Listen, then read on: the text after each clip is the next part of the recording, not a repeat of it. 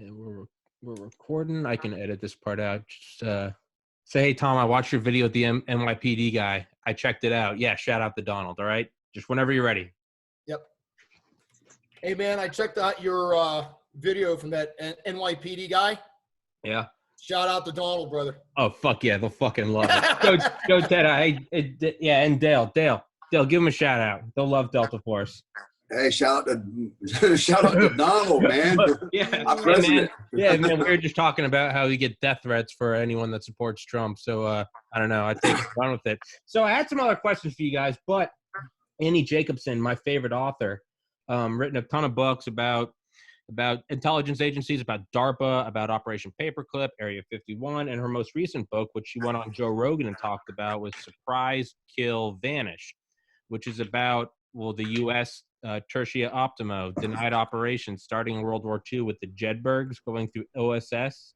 Vietnam, it was MACV-SOG, and she comes up to the most recent with CIA Special Activities Division, Ground Branch, Air Branch, and Maritime Branch. And despite what you said, clearly I'm having a stroke. Despite what we said before we started, Joe, just one more time, blink twice if they're going to kill you, but do you have any stories you guys can tell me? Is there anything without me getting a fucking Hellfire missile through my window? Is there anything you guys can tell me about an agency that you may or may not have known any stories about? No. Fuck you. Here's the deal, bro. And I don't want to speak for Dale, but I can probably speak for him right here. We are ethically, morally, and legally obligated not to disclose who we work for. And unlike other special mission units, SEAL Team 6 Delta, once those guys get out, they can disclose, such as Dale, who he worked for. Obviously, while they were there, closely guarded secret. Unfortunately, because of who we worked for, the government entity that we work for, we are basically sworn to secrecy for life. And there's a lot of different reasons, dude. It's not like, there's one reason. There's a multitude of reasons, and I'm not going to get into why, but yeah, I was with the Girl Scouts, and I think, Dale, weren't you with the Girl Scouts over there? I saw you handing out cookies in Kabul one time. The brownies. Yes, the brownies, man. Brownies, yeah, with the Indig, yeah. Hey, Tom, I get it, brother. A lot of people ask, and I don't take it as an insult. People have asked, and my answer and Dale's answer has been the same, over and over and over. And we're not going to comment on that, but as far as missions go, here's the thing. Everybody's got a war story, right? It doesn't matter what unit you were in, what you did. If you were downrange for any amount of time, you've got a story. Whether you were in an FOB or out in kicking doors. I think the most important thing, if this is what you want to talk about, I know I've got my notes. We were actually going to talk about something completely different. But if you want to talk war stories, this is what I would say. And Dale, I want you to chime in. If I'm going to tell a war story, first off, I'm not going to give up any TTPs or times, dates, and places, one. Secondly, if I'm going to tell a war story, I want the people listening to get something out of it. You know what I mean? Like, hey, check out, here's a learning point. Dale, what are your thoughts on that? Yeah, so I'm actually trained as an OPSEC security manager through the NSA as well. So, one of my functions in the military was to make sure that, documents didn't go out that were classified or had classified information. And so I'm pretty, pretty aware of what's, what can be talked about, what can't be talked about. Most important thing, like Joe said, what you can't talk about, nor should you talk about, dates, times, places, tactics, techniques, procedures associated with, certain operations, et cetera, right? We don't want to give the bad guys our TTPs and our methodology for, prosecute targets, for example. And so, so I'm totally on board with that. And so, everybody goes, oh, but you wrote a book about Delta Force. Actually, no, everything I wrote in there, by the way, I did not break OPSEC, and the book's been out for like 7 years now, and I still haven't been arrested or anything like that, right? So because I did not break any I didn't violate OPSEC. And moreover, if you look at the beginning of the book, it says it was based on true events, based on real events, right? And so there's a distinction there by, using certain terms. But to answer your question about, did I ever have anything happen to me, or was I involved in anything, with, the Alphabet Company? And so, here's a kind of a funny story. I'm not going to go into all the particulars on it, but just to kind of give you an example, I was legitimately operating as a mercenary for Spear Operations Group. It's a small group. The owner is a personal friend of mine, and I've worked for him, internationally, South Africa, Hong Kong, Mexico. And so his function is, his company is, mercenaries are us. He's probably the only company like it in the world.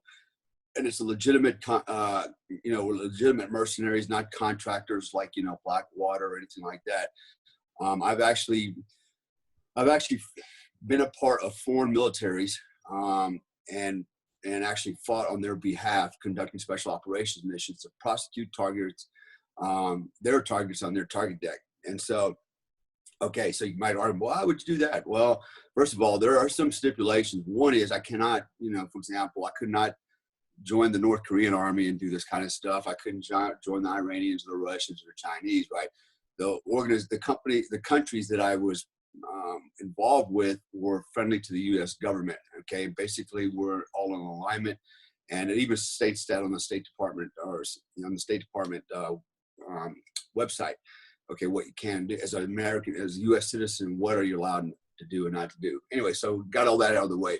So anybody out there thinks I was rogue, no, not actually. And the information's out there. There's quite a few news articles out there about some activities I was involved in.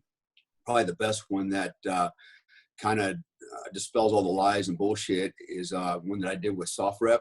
I did that to kind of squash, some rumors and a lot of misinformation out there. So, but bottom line is this. So we were, we had been downrange a few times in a foreign country. I'll say it was Yemen because it's out on the internet. But we were actually staging out of the Arab Emirates. And I remember one day we were in a hotel going downrange again, preparing to go downrange again.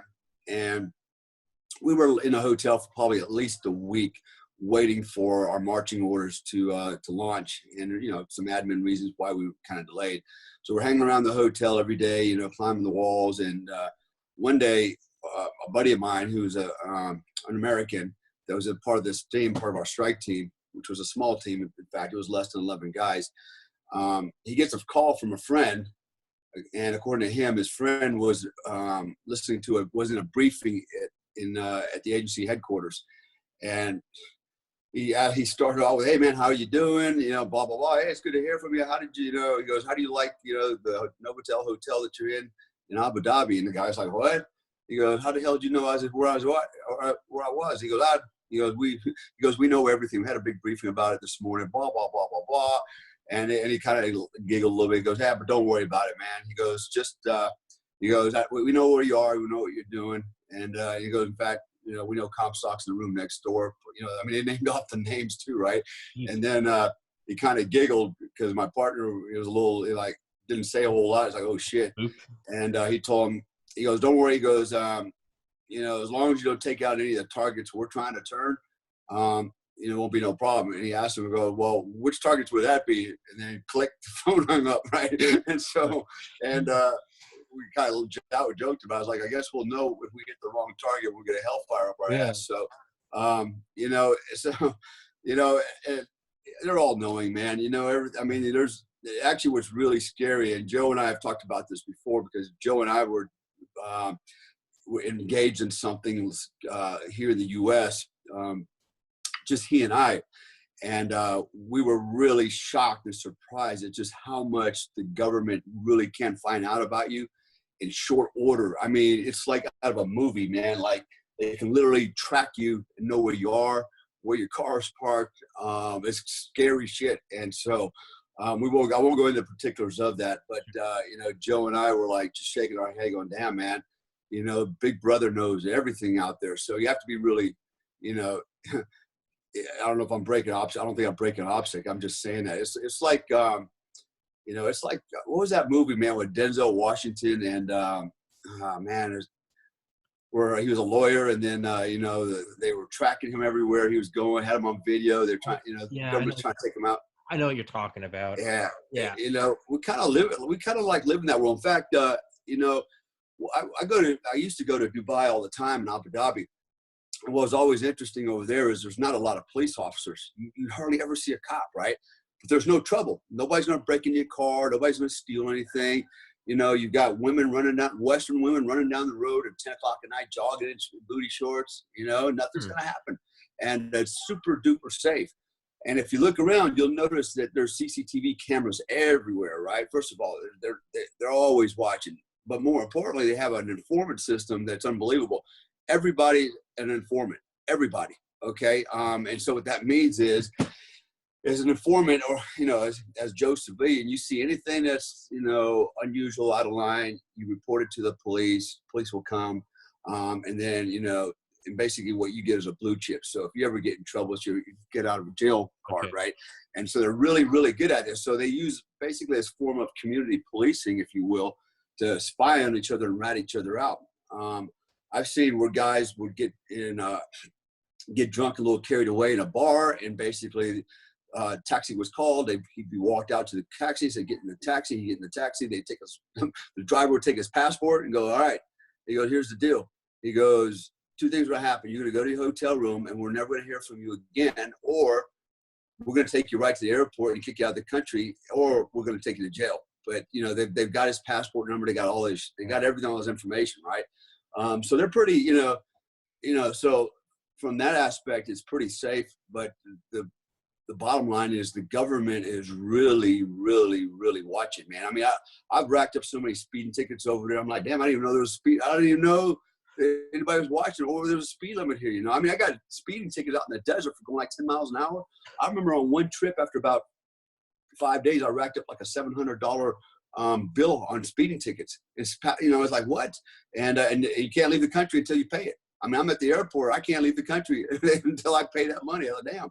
Anyways, you know, so yeah, I kind of gone off on a tangent a little bit, but you know, as far as you know, so Joe's right about war stories. You know, I don't particularly. First of all, it's hard to tell war stories to anybody because most people don't even understand what the hell you're talking about, right? The average civilian and the military guys, you know, we've already been there, done that. You know, we get it. It's like no big deal. It's, you know, it's like telling fishing stories. You know, whose fish was bigger. You know, and so I agree with Joe that, you know, if we're going to tell a story, there should be a meaning behind it. There should be something behind it. So, you know, if you look at, for example, you know, you look at my book. You know, my book doesn't have it has war stories in it, but it's not about how many guys I shot, you know, or anything like that. There's actually, the book is about life's lessons and being a better version of myself, you know, a better patriot, a better father, you know, all those things, right? That's what it's about. American Badass. And so I've read other guys' books, and I'm not going to call them out because some of them are really good friends of mine that are no longer here. They're very famous. And it was like chapter 1, I killed 10 dudes. Chapter 2, I killed 10 more dudes. You know, chapter 3, I shot 10 more guys from 5 miles away, right, with a 45. And it's like, damn, you know, it's all about blah, blah, blah, blah, blah, you know. You know, look at me, look at me, look at me. And you know what? Man, you know what? Going to war and killing people, that's not so hard. I mean, it is hard for people to do that, but the harder part is, you know, living with it afterwards. And, you know, and so, I mean, I'll be honest with you, man, for me, it's actually not hard to live with. The part that's kind of hard to live with is when you see all the other stuff, the collateral damage, the collateral effects it has on kids and innocent people, you know, that's what kind of gets you, especially when you can relate it back to your personal life. You know, for example, you know, I've held little kids in my arms, man, you know, in direct action missions out on the street, you know, because they're screaming and hollering so much and just mortified, you know, and I'm trying to give them comfort because on one hand, I see this little guy, he's not my kid, but on the other hand, he's the same age as my kid, Yeah. you know, and I'm thinking, what if that was my boy, you know? Yeah. And so you find yourself in the, you know, this human part of you, you know, it kind of gets caught up in all this mess, and it can take its toll on you. And, you know, so, you know, for me, that was, you know, shooting bad guys. I can do that all day long, and I don't even think about it. I don't even care to talk about it. It's not a big deal. It's like squashing ants. You know, I can do that all day long, man. Yeah. You know, so, here's a kind of another story. Actually, I'll start with two stories. And it kind of shows, it compares and contrasts, you know, combat with the civilian world, and where there's a lot of overlap, and it really always comes down not to the scenario, the situation, but it comes down to the man on the ground. So, as you know, I was one of the Modelo prison raiders in 1989. We went to Modelo prison in Panama to rescue Kurt Muse. Yeah. Gambit. And you know, it was termed the first successful U.S. Military hostage rescue mission. Yeah. Okay. Yeah. That's Delta's first. Yeah. Yeah, I've heard people say, "Oh, there were other ones like the Philippines, you know, when they had to liberate, you know, a bunch of civilians and soldiers from the POW camps." I'm like, I don't know. This was like the first, I believe, the first really planned out and you know, modern hostage rescue mission of Kurt Muse. It went for the most part flawless. Not perfect, but you know, it went pretty well. And it was a cool story because, and I'll just give you the overview on it, because I could talk all day long about it. But basically what happened was I was actually injured at the time. I had gotten injured in a training accident. I was on staff duty. I was going through a really bad divorce, and I was on medical profile, hobble around on crutches. And so they didn't have a job for me to do in the unit except, you know, pull staff duty watch every day, you know, 24-hour shifts in the office, answering phones, you know. And one night on duty, I got a call. I believe it was 17 December 1989, I get a phone call from Joint Special Operations Command, and it basically gave me the code word to activate the organization and, you know, to conduct this mission, right? So I called the whole unit in, and I remember I'm standing in my suit, you know, and Major Harrell at the time, he was my troop commander, General Harrell. He came into the office and he looked at me. He goes, "Hey man," he goes, "I know you're in a bad place right now, going through, you know, another divorce, and you got fragmentation wound to the leg, blah blah blah." He goes, "But he goes, I wouldn't feel right if I didn't ask you, do you want to go along, because this is the Super Bowl. This is what we've always been training for, right?" Man, it didn't take me long to think about that at all. I'm like, you know what? The hell with the ex-wife, you know, she can have everything as far as I'm concerned. I wouldn't miss this for anything, right? If I got to do this thing on one leg, I'm going, right? So I did. And I ended up going down there, and December 20th, you know, we conduct the assault. The assault was going to go down, I believe, at zero at midnight. And so what happened was 7 hours prior, we started getting intel reports that the mission had been compromised. It actually been compromised by several other American servicemen. And one of them was an Army MP, and the other one was a Marine. The Marine called home to his mommy and daddy, crying, "I may never see you again." You know, and anyways, that was, you know, intercepted. Yeah, and then the Army MP that I'm aware of went down to the canal and told all his Panamanian friends, "Hey, don't go around the Modelo prison and Comandancia area tonight. It's going to be, you know, shit's going to hit the fan, you know." So all these, you know, this is breaking. This is operational security, veto violations, right? So, you know, that prompted the reinforcement of the Comandancia, the prison. The Comandancia was Noriega's headquarters, and it was a military, you know, headquarters building, which was right literally across the street from Modelo prison. Modelo prison being the model prison. It was their modern prison, right? And so there was actually, so Kurt Muse was, you know, supposedly an agency guy, got rolled up for also conducting, you know, some type of signal intercept or whatever he was doing. And he had a guard on him all the time. And the instructions were, if anything were to go awry, you know, firefight started, to immediately shoot Kurt Muse. That was his job, right? And so So we were going to do a ground assault initially, and then we realized that they had reinforced the bottom floor. There was over 60 prison guards. There was over 60 Panamanian Defense Force soldiers barricading the bottom floors. So they reinforced it, expecting a ground assault, which is okay because we came in by air. We landed on the roofs by helicopters. And then the entire commandancy, the entire block had been reinforced with heavy weapons, machine guns, 50 caliber machine guns on all the corners. And so when that all started happening, the local population thought, well, damn, must be a parade or something coming tonight. Let's get the lawn chairs and beer and go sit on the road. Yeah. And so literally the sidewalks, it was like they were waiting for the the Rose Bowl parade or something, man. Everybody's down there with beer and partying and dancing music, and there was just thousands of people out there. And meanwhile, the military was, fortifying the whole area. And so now we had a hornet's nest to contend with, and we had a lot of civilians that were running around in this thing. So anyways, we decided to move the time. Well, we didn't. I didn't. They did. Somebody higher up. So let's push H-hour to the right by 20 minutes. So we went 0020 hours was the H-hour. So we ended up flying over there.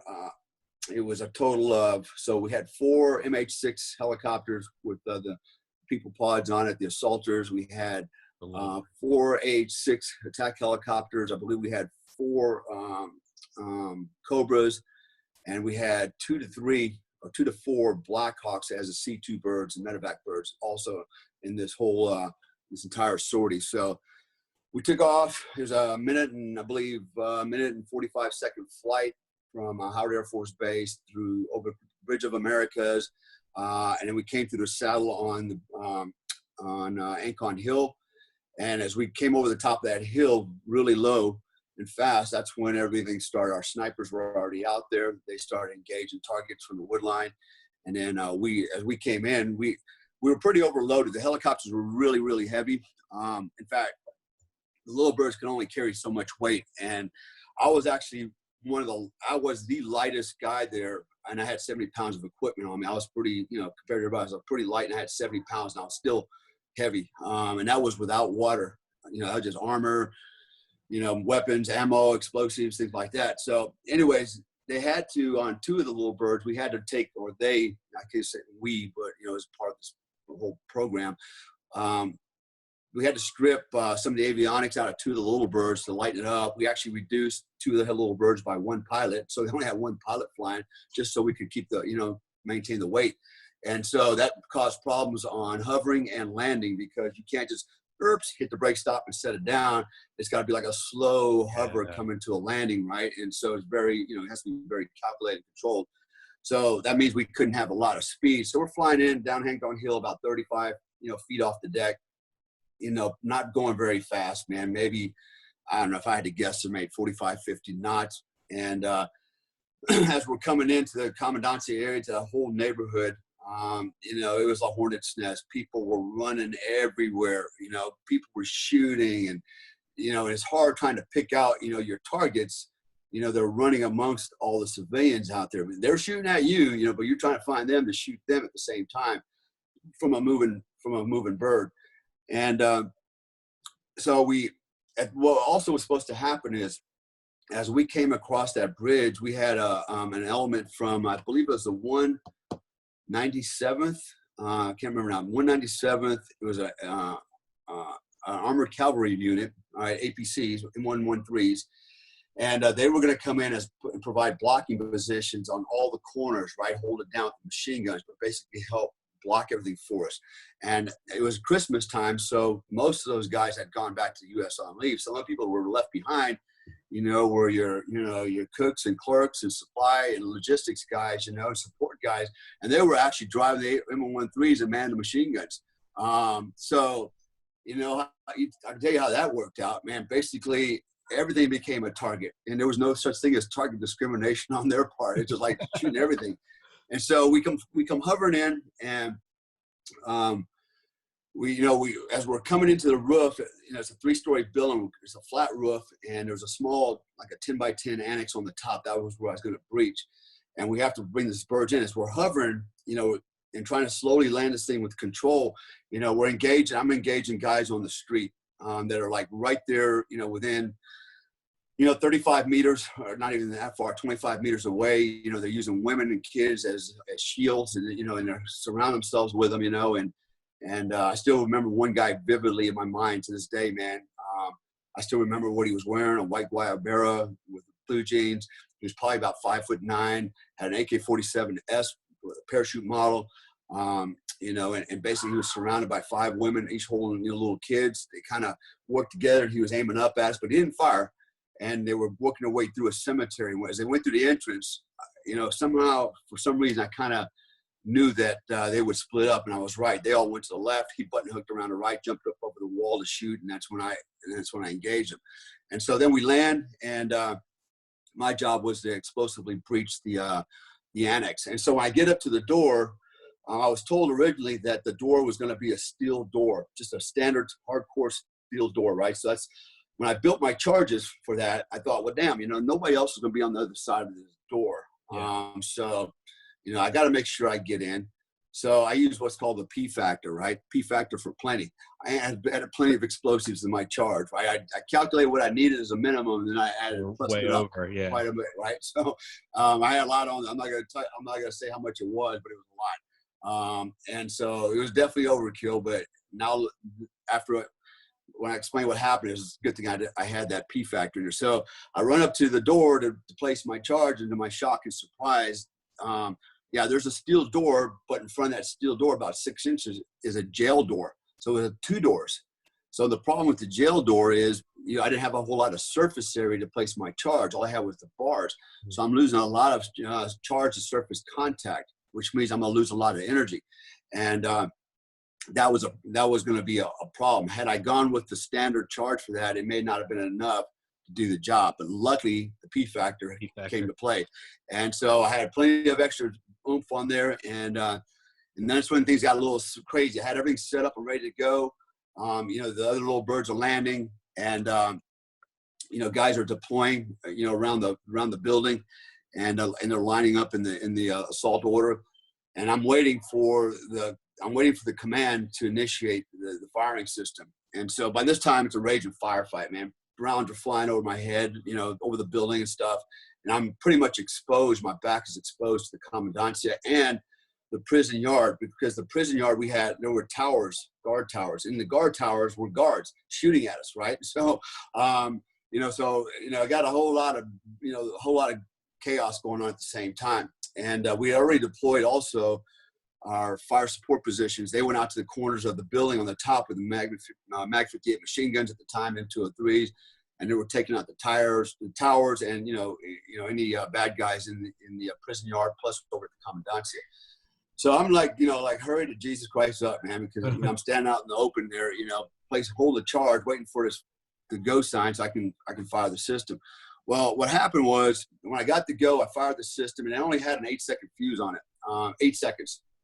It was like super ultra short, right? Deliberately. And when I pulled it, the tail was a little excessive, meaning the length of the firing system was a little too long, and it caught on my boot of all goddamn things, right? So as I'm running to get around to cover, I feel my boot get caught on my shoestring get caught on this firing system, and the charge falls over behind me. And I'm like, holy shit, not only did it fall over behind me, but it falls right in front of the stack, right? And so I'm in my mind, I'm counting 1,000, 2,000, 3,000. And then finally I got to the point where I realized, okay, you know, this thing was going to go, it would have already went, right? So I run back out there, I grab the charge, and I run back up, and I place it on the door. Now, earlier what happened was, I won't go into the details, but basically I had a safety pin not come out of the system, right? So it caused a malfunction in the firing system. That's why it didn't go. And the reason that happened is, originally when I pulled the firing system, I had a malfunction. I thought, geez, I pulled this thing hard enough. It's dual prime. It had 2 systems on it. I said, it's got to be burning, but I can't hear it because the noise. I can't really see it because it's dark. And, you know, I had sensory overload. I'm like, is this thing burning or not? And I'm counting in my mind, you know, this is already about 4 seconds have gone by. 5 seconds, I'm deliberating over this thing. I thought, man, dude, if, you know, you got to make a decision. get up and move out, or maybe you might just get blown in little pieces and parts right here, right? So I thought, well, it's got to be burning. So that's when I got up and I hustled, and it got caught on my shoelace. Okay.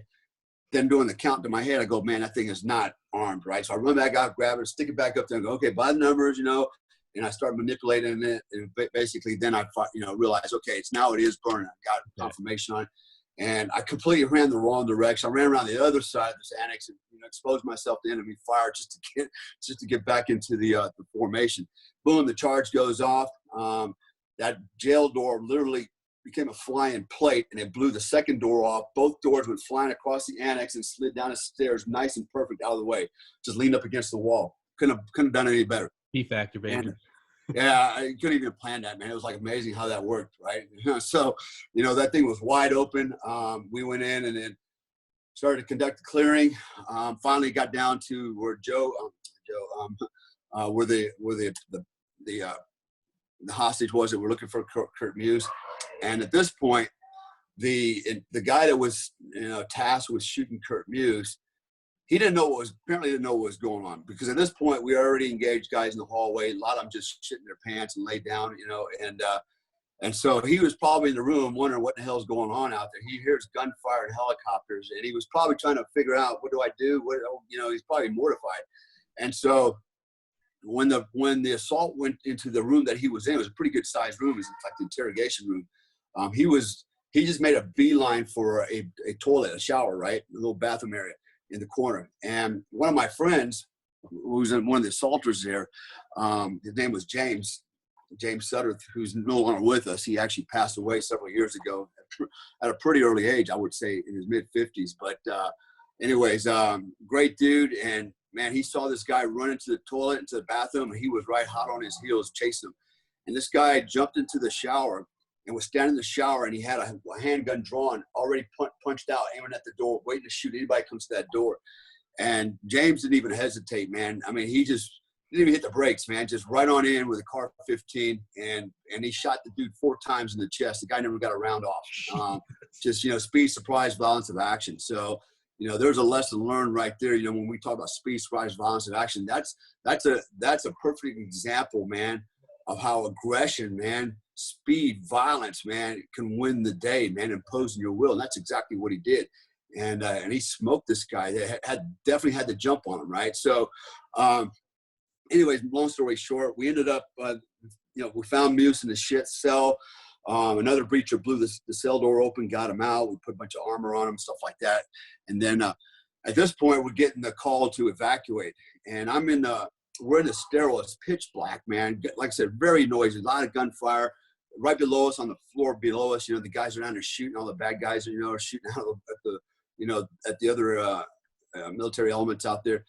And so as we're waiting for the helicopters to come back in. We got Kurt, he's in the stack. It's pitch black. And I'm like, well, damn, I'm here. And I'm laying right by a balcony. So I lay down on the balcony. I'm out there engaging, targets across the commandancia. And there's a barber shop in the prison as well. Got guys in that. I got guys in the tower. So I'm out there basically shooting fish in a bowl. And as I'm laying there, I'm thinking, I can hear the helicopters landing and I can hear some like taking off. And I'm like, man, was it time to go yet? And I'm waiting for somebody to tap me and go, let's go, but nothing happens. After a while, I'm like, I get this strange feeling I'm by myself. Yeah. So I start reaching back with my non-firing hand, trying to feel my teammate's legs or something. I don't feel nothing. And I start sweeping with my leg, as I'm laying on my belly, and I don't feel it. And then I realize, shit, man, I'm alone, man. And so at this point, I hear the Panamanians, right? The PDF and the prison guards coming up the stairs. I can hear them talking. Let's go, right? They're on the way up because they can hear the helicopters leaving, so they want to come up and shoot us in the ass, I guess. And I'm like, holy shit, they're right here coming up the stairs, and I'm laying here on the floor. And so, I freaking, man, I jumped up like a scalded dog and started running up those stairs, thinking, God, please let there still be one helicopter waiting for me, right? And I get up to top of the stairs. I get out the annex door, and sure enough, my bird was still sitting there. A couple birds, 2 of the helicopters were still sitting there. And when I got to my helicopter, to my designated seat, I got another guy sitting on my seat. I'm like, hey, that's my seat, man. You know, we're almost having an argument about my seat, right? I'm not going to get left the middle of hell. If you missed your seat, too bad. You know, if you missed your flight, oh well. You know, you just have to wait for the next one. Get on the damn thing, or, you know. And then if you finally realize, oh yeah, he got on the wrong seat, or on a helicopter, got moved out, and I got on mine, I was all happy. And then, you know, off we flew. And then what we didn't know was Kurt Muse's bird had already taken off the roof. And when it did, it took up a lot of ground fire from the bottom floor. And basically the helicopter, you know, they disabled it in flight. The helicopter was literally like flying down the street like a car, you know, taking corners and stuff, hit some power lines, and then ended up crashing, you know, about a block away with everybody on it. And, but nobody else saw that. I didn't know that. And our birds left. My bird was supposed to be the last bird back to Howard Air Force Base. It was the only bird to come back to Howard Air Force Base. Oh, and I was like, well, this ain't right. And we landed at JMAL, which is the joint, it's the medical unit, right? They were all late with all the surgeons, doctors, everybody's waiting, you know, they were ready to go for us, right? And they're all standing with their hands crossed. And, you know, one bird lands and they're all just kind of standing there like, you know, and we realized something was wrong. So my team leader gets off and he tells us to stay where we are. He goes out and he's yapping at somebody, comes back and he tells us all, he goes, you know, refresh your magazines, your weapons, lock and load. He goes, we're going back in, you know, the precious cargo got shot down. And I'm like, holy shit, right? And so that's when I got scared, right? Like, oh crap, because now I know what we just came out of. Now we got to go back in there. Yeah. And what happened was when we came off the target, I still remember, you know, taking a lot of ground fire, returning ground fire, and then getting a little bit of lift in the air. And all I remember seeing was 50 caliber tracers coming at my helicopter because these 197th guys, they were just shooting at everything that was moving. And they're shooting 50 caliber tracer, right? 50 caliber tracer, when it's coming at you, looks like it's a flaming basketball. They're freaking huge, man. And they're whizzing under your feet and shitting by your helicopter, you know, like, holy shit, you know. And so I knew we were going back into the hornet's nest. And so just as we start spinning up, then we start spinning back down, we started seeing all the other helicopters come in. And what happened was an element from actually another one of our elements, a ground element was in the 113s. They got the call. They knew where the crash site was. They went over there and they recovered the assault team and Kurt Muse. Kurt Muse was the only one to survive that crash, literally unscathed. They put him in the middle of the helicopter. They had helmets and stuff on. They had him padded pretty well. All the other guys, they had gunshot wounds, the legs and the chest. James, the guy that I told you about earlier that shot the interrogator, he fell off the helicopter. When it hit, it bounced, and then he swung underneath the helicopter because he was tied into it. And his legs went under the skids and cut all his toes off on one of his feet. My team leader, my assistant team leader on my team, he was laying on the ground and Kurt Muse was laying on the ground next to him. And Kurt Muse started to stand. The helicopter was kind of canted to the side. Engines were still running. And he started to stand up into the rotor blades when my ATL got up, grabbed him to pull him down so he didn't take his head off. And he ended up taking a rotor strike to his own head. And it shaved the top of his helmet off and knocked him clean out, man. So now everybody's unconscious, right? Except Kurt Muse. And he's like, oh, shit. So he grabs my team leaders or my ATL's 45, you know, and basically going to make his last stand by himself. And that's when everybody came in and recovered him. So that was the Modelo prison raid. You know, there's a lot more that goes to it. You can read it in my book. Yeah, it's American Badass. All in there. Yeah. American Badass. Yeah. You know, I go into more detail about that whole thing, but that was a big picture.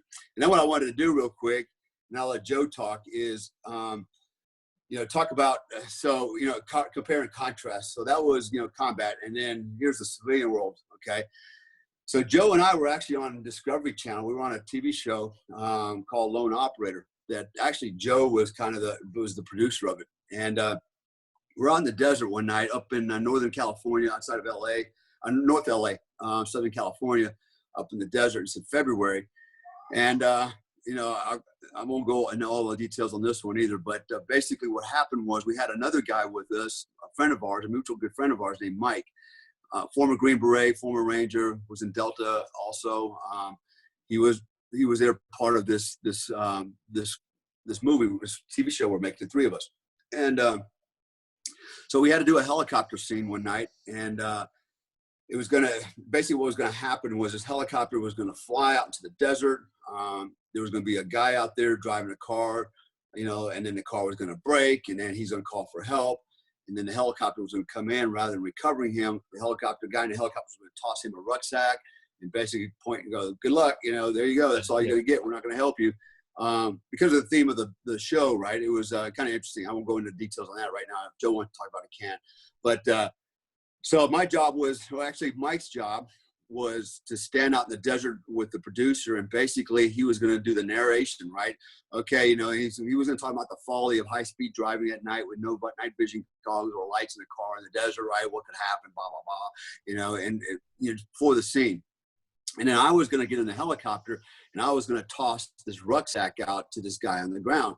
Well, we had a briefing from the pilot. It was a civilian pilot, and he was flying a Bell Ranger, and he was giving us a safety brief early that evening. He goes, "Okay, the helicopter crashes, whatever has." He goes, "Don't come near it. You might get hit by rotor blades, the gasoline, fire, blah blah blah." And he's going through the whole safety thing. And then I remember I asked him. I said, because there's no illumination, there's no moonlight out. It's pitch black. It was 20 at 3:30 in the morning. It was 27 degrees. I was freezing out there. I said, "Okay." I said, "So, question for you. The route you're flying. You briefed the flight route." I go, "Are you gonna be flying under nods and MBGs?" And he's like, "What is that?" And then I go, "Oh, damn." So I said, "Okay." He didn't know what those were. I said, "Okay." I said, "Yeah, night vision goggles, night optic devices." He goes, "No." He goes, "I'm gonna be flying, instruments." Okay. And so, anyway, so I should have, that kind of raised a little flag in my head. It's like, okay, well, he must know what he's doing, because he told me he had flown it earlier in the daytime. He had driven it. And so he felt comfortable flying it at night, even though with no illumination. Okay. You're the expert. You're the pilot. I thought, more power to you. So after a while, we got to talking, me, Joe, and Mike, and, we were talking about the roles and stuff, and it was decided that by all of us that I should actually do the narration, because I have a background in off-road driving and high-speed technical driving, right? So I could talk to it better, and kind of jazz it up. And Mike was like, "Hey, I'll toss the rucksack. Anybody can toss a rucksack out. It's easy, fly around and throw a rucksack out, right?" So that's we all kind of agreed on that, and that's how it was supposed to play out. Well, later on, I was out, about 3 o'clock, 3:15. I'm out there in the dark, freezing my butt off. And there's this guy driving around the desert, and I'm talking about the, the follies of driving fast at night in the desert with no lights on, blah, blah, blah, blah, blah, what could happen, and, and then it's like I'm almost like, narrating or talking about a football game or something like that. So it was just me and the producer, and we're sitting up against the truck. And then what happened was the guy in the car called me, goes, "Hey, Dale, this is so-and-so.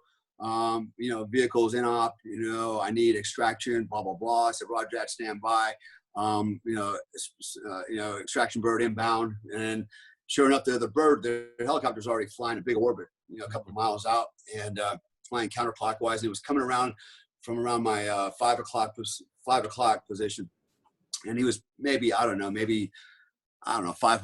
half a kilometer out, and all I could see was the red and green strobes on it. You couldn't see nothing else. Red and green strobes flashing, and he was inbound. I called him, said, "Roger that, we need extraction, blah, blah, blah." Pilot acknowledged, and then now I'm done. My part's done. Now the helicopter's got to fly over there and drop the rucksack, right? Well, as I'm watching the helicopter, all of a sudden, just for no reason whatsoever, it was at about 200 feet above ground level, doing I had to estimate about 80 knots, and all of a sudden it just fell out of the sky. Did a 45 nosedive right down into this canyon. And my first thought was, damn, is he gonna do some kind of dynamic flare? Is this part of the show? He's gonna make it look good, And I thought, but damn, the guy's not on night vision goggles. He's flying blind. And I actually thought that's a pretty ballsy move, right? And so I was counting myself 1,000, 2,000, 3,000, and then I could hear a little bit of crunch, and I knew, man, this is bad, right? And so I had a coal miner's light on. I just started running that direction. There was nobody else out there. Nobody. Right? It was pretty simple shot, or so we thought, right? There was a cameraman out there, way out there in the desert on a boom with a light, right? Filming. That was it. And actually what happened, I saw him come down off the boom and start running, right? Like back to the base camp, which was about a half a mile away to our rear. And so I started running, and the producer was running me. He goes, "Dale," he goes, "did that helicopter just crash?" And I'm like, "Yeah, I think it just crashed," and he just freaked out on me, and he didn't know what to do. He said, I remember he told me very clearly, he goes, "Dale," he goes, I've never had this happen before. Tell me what I should do. I don't know what to do." We're running, right? And all I could say was, "Man, just go back to the base camp, get everybody up here, blankets, fire extinguishers, 8 bags. I said, get help, you know, just do that, go. And I'm still running.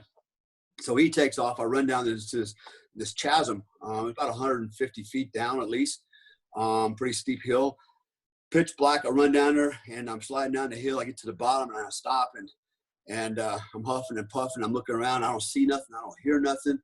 I'm like, damn, you know, so I move forward a little bit more, you know, another, I don't know, 15 meters or so. I stop again. And that's when I smelled the JP4, the jet fuel.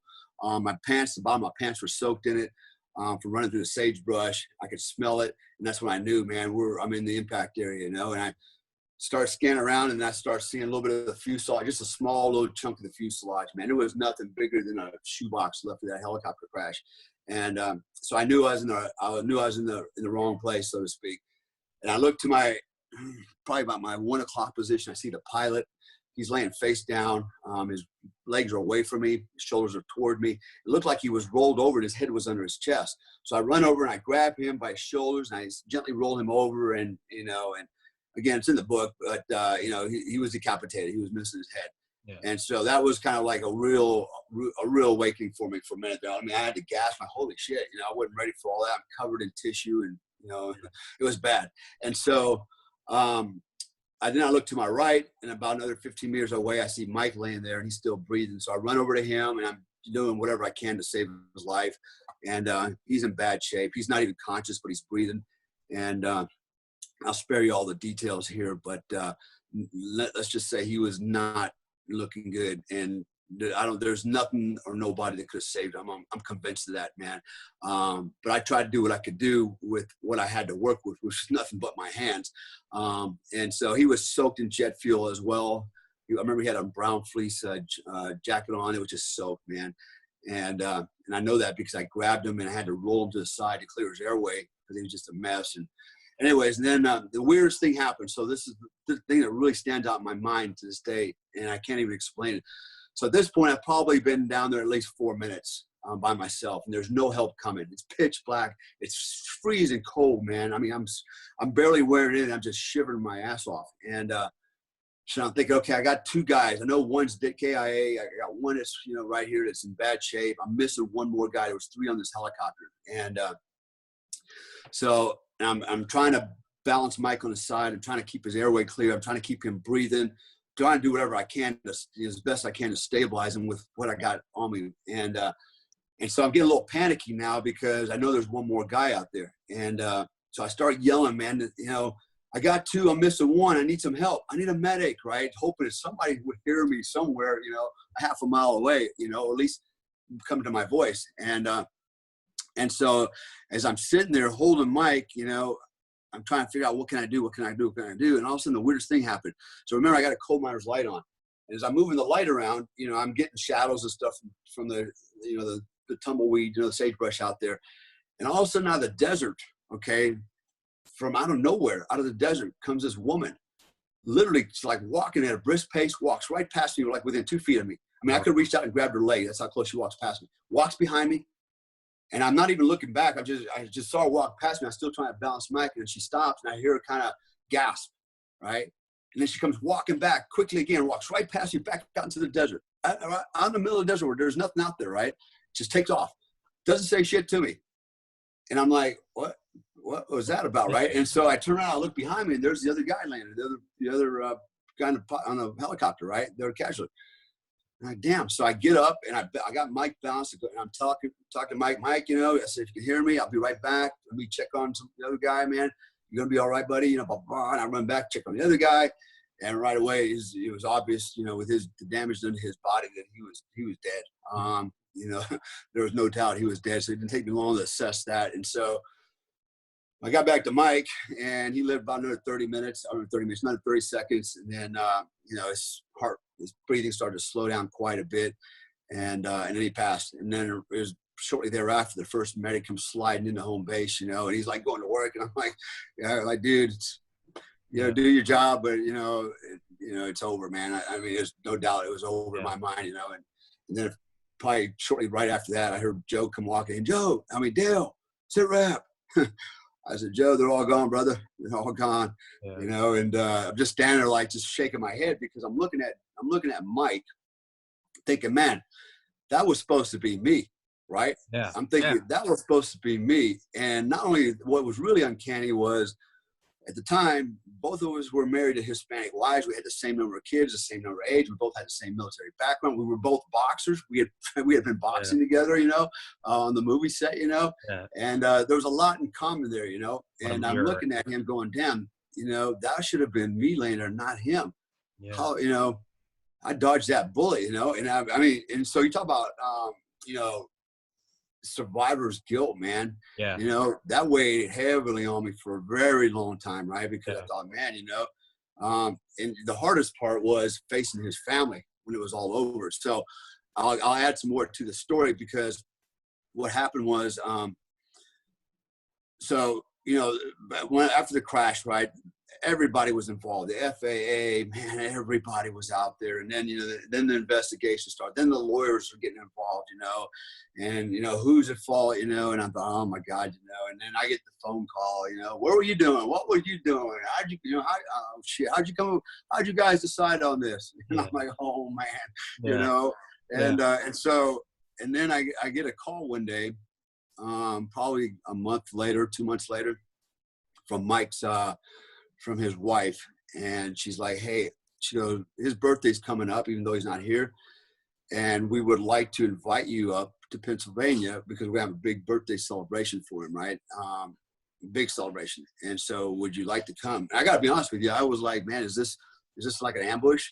What am I going to walk into? I was really, I didn't know, if they were mad at me or what happened, So I rogered up and I decided to go, and I did. And I went up there, and I remember driving way out through the Pennsylvania countryside, and finally got to the area where they had this party, which was a huge party. So Mike was of Italian ancestry, and his wife was Cuban. So they had a big Cuban Italian, party out there. They had about 500 people out there. No kidding, man. They had circus tents out there, bands. They went all out. It was a big celebration, right? And they had, set up a memorial for Mike, and it was really nice. It was really, really nice. And I'll never forget when I drove up there, I had to park the car. There's a big open field, and I literally parked right there in the open field. Everybody could see me. And, I was a little late. I was like one of the last ones to arrive. And I get out of the car, and I could see all the eyes on me, right? And I kind of felt like, damn, are they going to come and mob me? What's going to happen here? And I'm walking across this open field, and Mike's father comes out of the crowd of 500 something people and walks out and meets me in the middle of the field. Right? Movie scene. It was like out of a movie, man. I'm not joking. I'm not kidding, man. And he meets me out in the middle. And I'm like, really, really nervous at this point, man. I'm like, God damn, how do what's going to happen here? And he looks at me and he goes, I got to ask you a question. Because at this point, when Joe talked to him, he said that he was killed instantly. Everybody was dead instantly, right? But it wasn't true. We knew that wasn't true. And so Don, that was his name, his dad, he said, hey, he goes, let me ask you something. He goes, that man that was still alive in the end, was that my son? And I knew I couldn't lie to him, right? And I told him, I said, I said, that was your son, I said, he was still alive when I found him. I did everything I could for him, and I'm sorry, for how it all worked out, I really apologize. I said, I did whatever I could do for him with what was in my hands and my power, and he was actually he thanked me. He goes, you know what? He goes, I want to thank you for being there for my son. And I'm thankful that it was you that was there with him in his last minutes, to see him out, And he actually, hugged me and patted me on the back. And it's like, he goes, welcome to this family, man. He goes, you are now a part of this family, And so the whole family took me in, and they treated me really well. But I got to tell you, I felt really uncomfortable because there's guilt, right? And it's hard to deal with that. But, his family really made me feel welcome. And I stayed there all day and that night, and we talked quite a bit, and reminisce. But so, the irony of it all is, I go to combat, see all this crap, and then it happens to me on a Hollywood movie set. I'm like, it's not supposed to happen here. This is supposed to be fake. But this is just real, just as real as anything else out there, So, at the end, I did a speech in Las Vegas back in December. front of about 4,000 or 5,000 people.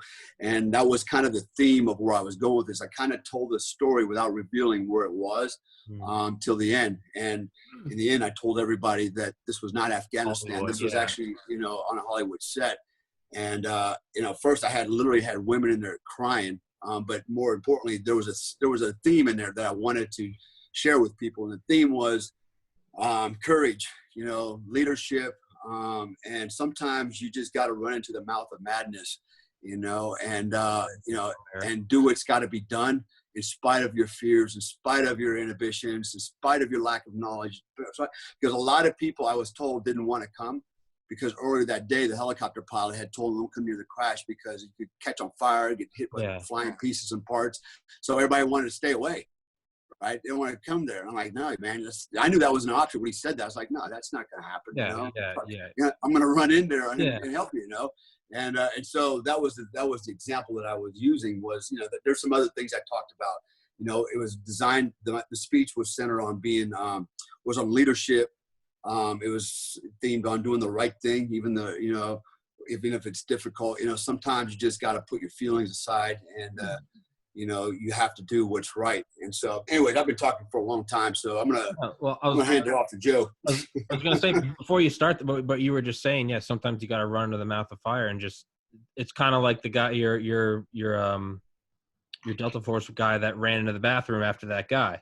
You said sometimes you can't flinch. It's just, you got to go right into the fire. So my computer's at 6%. I got to grab my charger.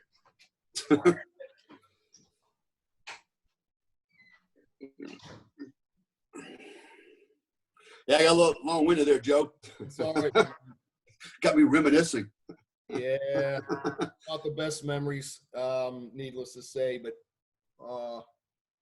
very valid points there. The ironic thing that I was going to say, too, when Tom gets back is when I got on the bird first, we were all standing around talking about who was ever been on a helicopter crash. Yeah. And you said you were on one in Delta, and Mike was on a hard landing in Ranger Battalion. And I'm like, I've never been in a helicopter crash, so I'll go first. I mean, you can't make that shit up. And, very surreal situation. And it was, man. Yeah. You know what? And I remember when we had that conversation about the crashes, and we said, well, I think we got all the crashes covered, so nothing should happen tonight, right? And I remember that I had this sense of foreboding after that something just felt wrong. You know, even though we laughed and giggled about it, like something told me something don't feel right. And then I dismissed it because it was my intuition telling me something's wrong. But as I always do in the coaching, right? And my brain, the ego and the superego were arguing, going, that guy in the backseat don't know what he's talking about. You know, logic started taking over. Yeah, you're just, overreacting. Right. And then when it happened, I thought, holy smokes, how did I know? How did I know, Yeah, Tom, that whole situation that Dale talked about, I knew Mike for a long, long time. I knew Mike for like 20 years. And he used to call me every day, 6 days a week, except Sunday, because he went to church at like 6 o'clock in the morning. He's like, wake the fuck up, and he was already at the boxing gym or something. I'm like, dude, really? Yeah.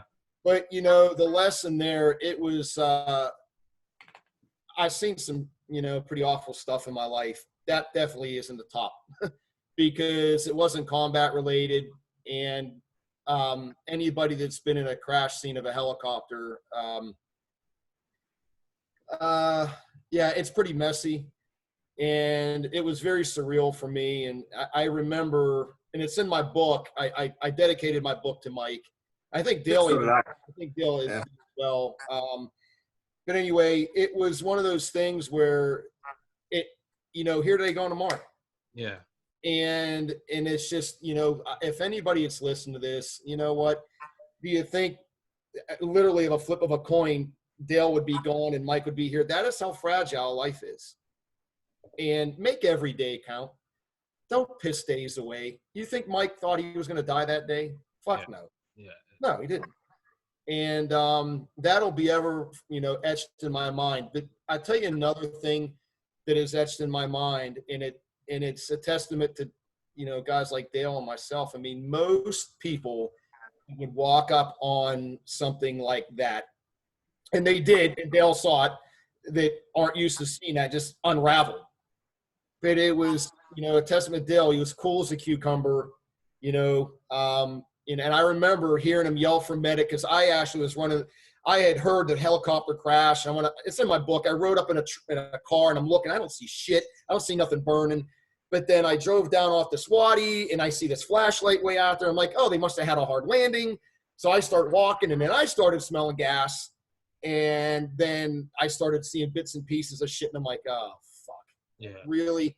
And I literally just yelled out for Dale. And Dale was already there. There was another guy named Travis, and I think one other person. I just yelled, Dale, give me a sit rep. And he just said they're all gone. And I still hear that, every day. And, one thing I do want to say about Mike's family, Dale's right. I deal with it to this day about survivor's guilt over that, to this day. And if it wasn't for his father and his family being such good people, and I mean really good people, they're a testament to Mike's life. They could have made it very difficult for Dale and I to have to deal with this.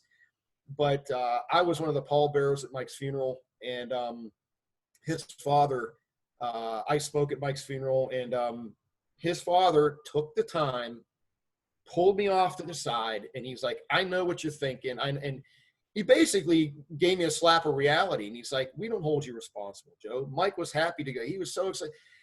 What kind of people, I mean, think about what kind of a family. Yeah. That, and all this other shit that's going on. Think about his family and what incredible people they are. They really are. Yeah. But anyway, one of my worst memories, it just goes to show you how fast, I got on the bird, literally. I said, you guys figured, I think my last words to Dale and Mike were, you guys figured out. Yeah. I went and did my scene. And when I came back and landed, Mike was standing over there. And my last words to him were, man, I hope you dressed warm. It's cold as shit. Because they had the doors off on the bird. Yeah. I got off. He got on. Yeah. It's what you guys were talking about, survivor's guilt, is Mike Durant talks about that from Black Hawk Down. And he said coming back, Randy Shukart and Gary Gordon, the two Delta snipers that went in and took down 25 Somalis before they were overrun. Mike Durant says that at Shugart's funeral, Shugart's wife came up to him and said, you cannot have survivor's guilt, and, easier said than done.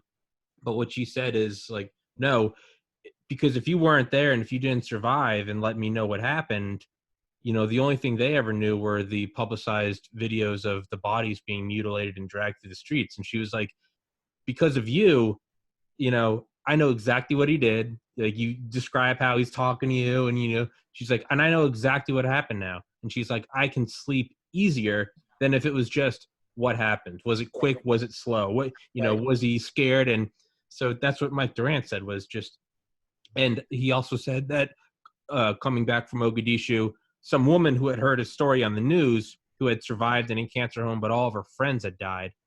And she said that, and this lady doesn't know Mike Durant at all. She was like 90, but she was like, hey, like, this is my experience losing a lot of my friends, and I survived for no discernible reason, rhyme or reason. And it was, it's okay to look back, but don't stare.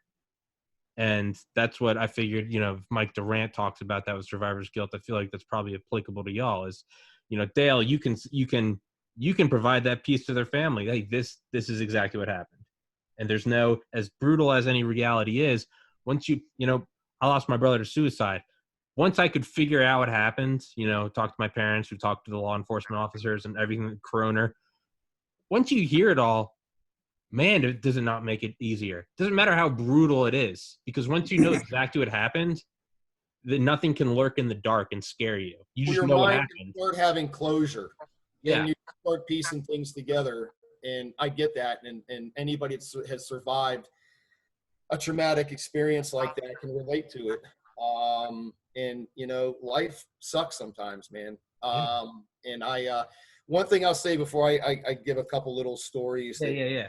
I think of, and I know this sounds really crazy, I should have brought my gym bag, but our friend Mike was a boxer, and he was in spectacular shape. He worked out every day. And if you open up my gym bag, right on the inside, I have a picture of him. Yeah. So when I go to the gym every day, and I open up my gym bag and I get my gloves out, guess whose picture I see? Yeah. Mike's. Turn right back. Yeah. So you talk about the motivation and psychology about how Dale and I coach. If you want to talk about my hot button, you know, there's my hot button. Yeah. You know, he's watching me and he's like, get your fucking ass into the gym, badass. Yeah. Wake up, bitch. Wake up. That's what he would be saying to me. So Yeah. I hated that I lost a dear friend like that. But, you know, I'll see. Hey, let me add something real quick, just because there's, you know, we got a guy out there that wants to make this incident look like it was our fault.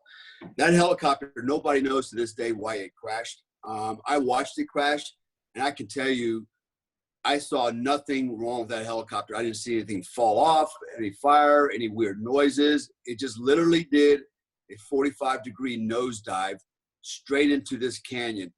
I mean, almost like a controlled 45-degree nosedive, but it was fast. It was super fast. And so, you know, I can only speculate that whatever happened, and I'm not blaming anybody, you know, I'm not blaming the pilot, but whatever happened, I don't think was mechanical. Or if it was, it had nothing to do with the conditions that he was flying in, because he was at altitude. He was flying level. It was just like an abrupt 45-degree angle nosedive, man. Could the pilot have, you know, had a heart attack and fell forward on a yoke? I don't know. Yeah. You know, who knows what could have happened, but they never determined the cause of that accident. And I can tell you, it had nothing to do with the conditions or environmental factors, anything like that. Whatever happened inside that helicopter. And that was out of probably everybody's control. Yeah. So it was one of those things, you know, things sometimes just happen. And, you know, we always want to find the root cause and blame somebody or something. But, you know, to this day, I still wonder, why did that happen?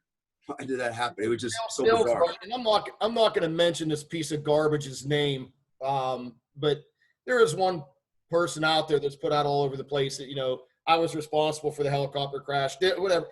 I didn't own the helicopter. I wasn't flying the motherfucker. You know what I'm saying? Yeah. It's just a piece of shit. And he knows who he is. This piece of washing. You're a piece of shit. Fuck that guy. Something like that. You know, so shut your freaking mouth. Anyway. Well, I was gonna say the former 90 now, Billy Waugh, who started fighting in Korea and was actually went to Afghanistan at 72 years old in 2001 for ground branch. What he said, being interviewed for Annie Jacobson's book, said some people die, some people don't.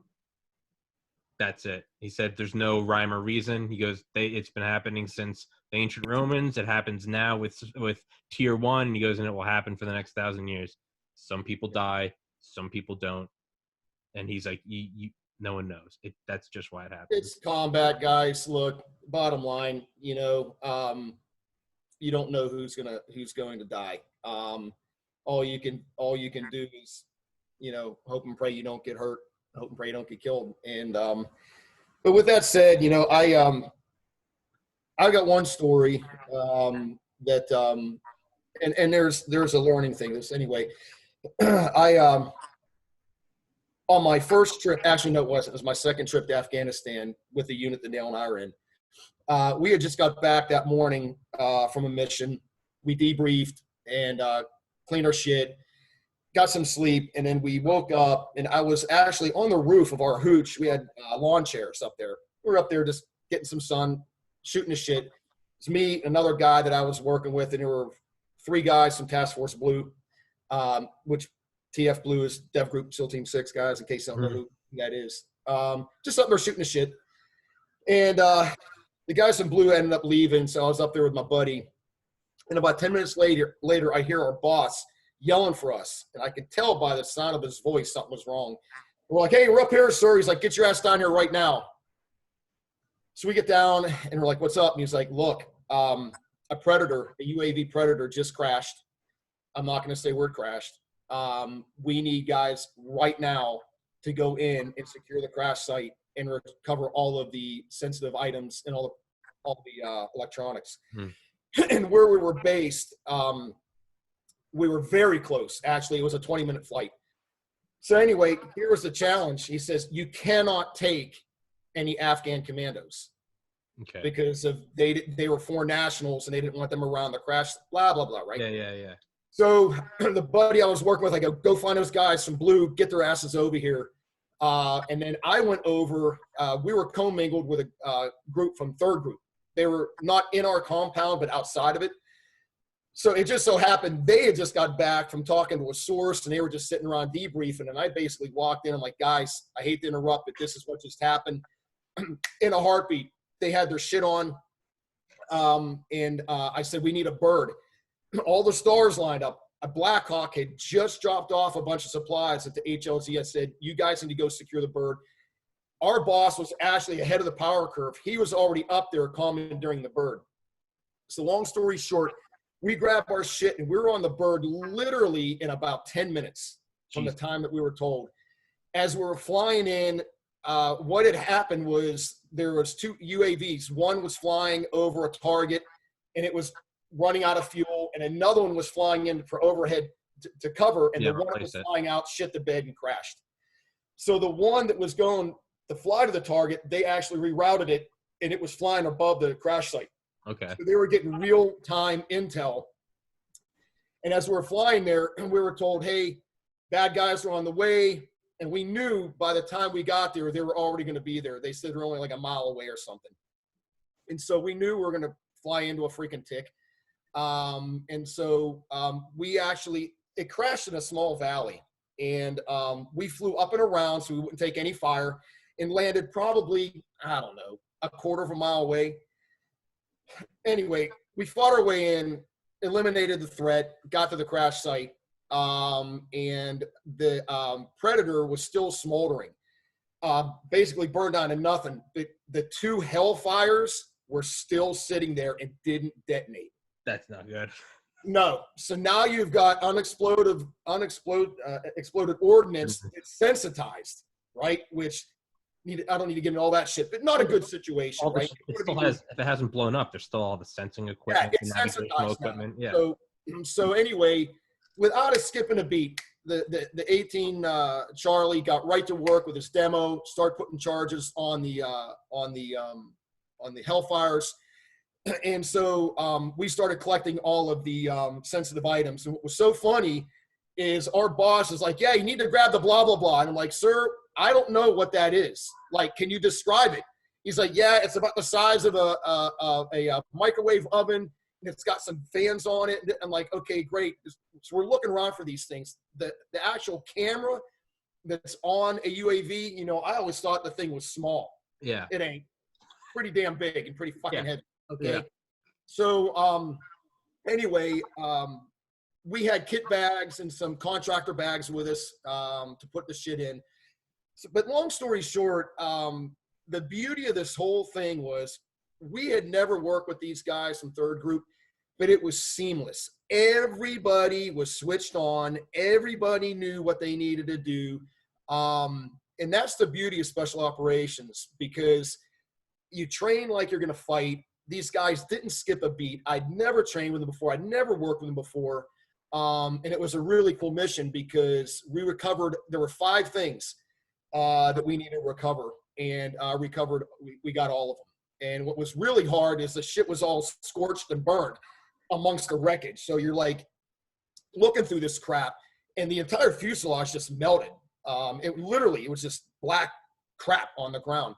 And so, but anyway, we recovered everything. And while we were there, 2 Apaches showed up to give us air support. But anyway, it went great. The mission was awesome. Nobody got hurt. Nobody got injured. We got rid of the threat. I think there were like 6 guys that were actually on the crash site, and they were fucked because they were down in a valley. And when we came up, we were just basically shooting down on them. They had nowhere to hide. Yeah. You know what I mean? They were just that was over pretty damn quickly. Yeah, that was over pretty quickly. So, but the lesson learned there is we were ready.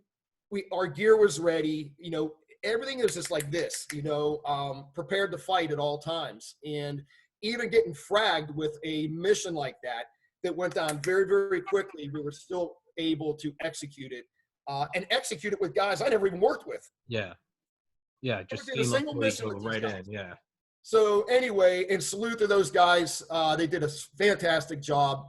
But sadly, one of the guys, his name was Jeremy Wright, was killed in an IED attack. And as a matter of fact, I'm not going to get into this story, but I'm going to talk about it another one. But I was talking to those guys literally before they left the base. And I actually got to know Jeremy. He was a real studly guy. He was a fantastic runner. Really cool story. You should read about him. He gave up a very prestigious job to join the military and fight, and joined SF. Anyway, they drove out of the gate, literally drove out of the gate. I was walking to the chow hall and I hear boom. Damn. And I'm like, oh no. Sure enough, the call came in, troops in contact, 1 KIA, wounded. Myself and about 15 Afghan commandos, we jumped in some Hiluxes. We drove down there. It was bad. We secured the site, and anyway, that's home. But anyway, Jeremy, he was a really good dude. But anyway, so I've been asked this a lot of times in interviews, and just from friends of mine that just never served in the military, and you know, hey Joe, did you ever kill anybody? Well, here's how I answer that. Well, look, I was in a unit that our sole job, and they'll tell you, was here's a target package, go take business, go take care of business. We prosecuted targets. That's what our mission was. Yeah. We weren't out there doing, security details and anything like that. Any hearts and minds. Counter-terrorist unit. Yeah. That did very classified direct action missions, period. Yeah. That's a simple explanation. So, but I've been interviewed before, and there's a lot of reason I'm going to tell you this particular story. Was the first time that I was involved in something like that. Look, when I was in the Marines, when I was in Force Recon, never deployed. When I was Army SF, I deployed one time to Operation Uphold Democracy and Maintain Democracy in Haiti. Nothing like Afghanistan. It's like comparing kindergarten and college, like literally. Yeah. Zero comparison. Okay. And no disrespect, but those are the fucking facts. Okay. Yeah. So nothing in either of those two services. So my combat experience is with this government counter-terrorist unit. So, and I did missions with Blue and Green and Australian SAS and JTF2. Anyway, other units. So this particular mission, I was on security, and it was just no frills, no thrills. We were going to roll up on this compound and grab this guy and leave. And so I was on security, and just like any Afghan compound, 12-foot high walls. And I was actually on the black-red side, which, anyway, it's a way to delineate the sides of a building. So I was on the top right corner, and I could see down both accesses of the walls, right? And there was another gentleman on the other side, so he could see the other two. So you had 360-degree cover on the walls. I was there with a translator and a Afghan commando. And so, I'm listening on the radio, here I am pulling security, and I hear them roll up. No explosive breach, no shooting, a little bit of yelling and screaming. I hear all secure, SSEs going on. And the next thing I see, the first thing I hear, this scratching noise on the other side of this wall. And I'm probably standing 5 foot away from this wall. And actually, I had a great spot because there was a bunch of cinder blocks that were sitting there. They were working on a wall along the road right there. So I'm like, I'm behind these cinder blocks. It was up about my waist, perfect cover. And I'm hearing the scratching sound. I'm like, what the fuck is that? And the next thing I see is this AK-47 come over the wall, and it literally hits butt first and just goes boom, and falls on in the dirt in the road. And I'm looking at it, and the next thing I see is a guy jump over the wall and land right in front of it, like literally a foot in front of where the gun was. And I remember, of course, now you're getting that adrenaline dump, right? Everything, all of that stuff you hear about is now happening to me for the first time. in a situation like this. And so I remember distinctly, I bring my gun up, weapon off safe, and I remember the guy landing on the ground. And what's really crazy is I remember seeing his feet hit the ground and the dust kind of in slow motion, the dirt going forward. Don't ask me why. It's just something I remember seeing. And I had my gun up, and I didn't know what to say. I went, "Hey!" And he looked over at me and said, "No." I don't speak the language, right? Yeah. I got him dead in my fucking sights, dude. And weapons off safe. He looks at me. Don't ask me why you would go to pick up a gun when you've got a dude dead to rights, dude. He was probably 40 feet from me, maybe 35, 40 feet. Like, that's an easy shot all day long in your sleep. And I had my gun up and I said, "Hey, no." And he looked at me and he went to reach for the gun. And very obvious, dude, if he would have picked up the gun, he was going to use it. Killer. I mean, yeah, that was a 1 + 1 = 2. So I engaged this dude. And anyway, I start, after it was done, I start piecing together what happened. And it was pretty obvious. The guy didn't have a sling on his AK. So he was trying to climb the back of this fucking wall with a gun in his hand, and he couldn't do it. So he throws the damn thing over the wall and then climbs out over it. And that's pretty much how it happened. But the thing that I want to explain, actually talk about, is that was the first time ever that I had to pull the trigger on somebody. It's very vivid in my mind, but a totally justified use of deadly force. No doubt the guy would have picked it up and used it. And so, but it's funny. This all has to do with that adrenaline dump thing. And I'm sure that's what I was going to ask him. Any of these, but this was the first time. And I can tell you everything that we talk about during our classes, it happened, dude. Tunnel vision, auditory exclusion. You know, I remember when I was shooting, the shots sounded even more muffled. I had a suppressor on my weapon, but if you've ever shot an M4 with a suppressor, it's not like, it's still freaking noisy, right? You can still hear the damn thing. I don't even remember hearing the shots. I thought I shot 2 or 3 times. When I got back, I actually downloaded my magazine and I shot 7 times. Jesus. So if you would have asked me, "Joe, how many times did you shoot?" I would have been like, I don't know, 2 or 3 times, but I shot 7 times. But you know, it's just one of those things where you said it slows down too. Yeah, dude, everything. Yep. It was exactly like you would see, like, have you ever seen the first scene of Tom Hanks? Saving Private Ryan? Yes. Yeah, at D-Day. Exactly like that. Okay. Yeah, it was overwhelming. Muffled, echoing. Yep, it was overwhelming. I just remembered, because I remember just seeing like the guy's feet and the gun. It was just very, very surreal, but I learned from it. Yeah. Like, this is how fast you can become incapacitated. Yeah. The fog of war. Like Dale was saying, like when he was in Panama. Shit, dude, nothing ever really goes to plan. No, like, you really think here I am pulling fucking security? I'm not on the assault element. I'm just standing there pulling security, and I'm the only one that actually fires on the mission. Yeah.